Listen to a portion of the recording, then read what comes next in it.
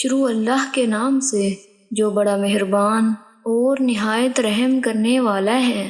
السلام علیکم ورحمۃ اللہ وبرکاتہ۔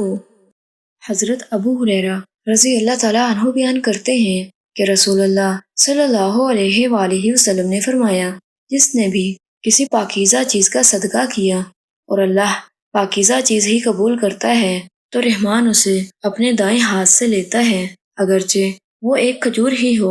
یہ مال یعنی صدقہ رحمان کی ہتھیلی میں بڑھتا رہتا ہے یہاں تک کہ وہ پہاڑ سے بڑا ہو جاتا ہے، جیسے کہ تم میں سے ایک اپنے گھوڑے کے بچے یا گائے کے بچے کو پالتا ہے۔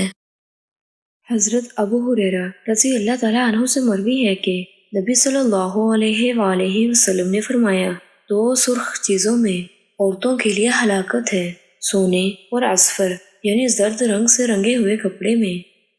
حضرت انس بن مالک رضی اللہ تعالیٰ عنہ بیان کرتے ہیں کہ رسول اللہ صلی اللہ علیہ وآلہ وسلم نے فرمایا، صدقہ رب کے غصے کو بجھا دیتا ہے اور بری موت سے بچاتا ہے۔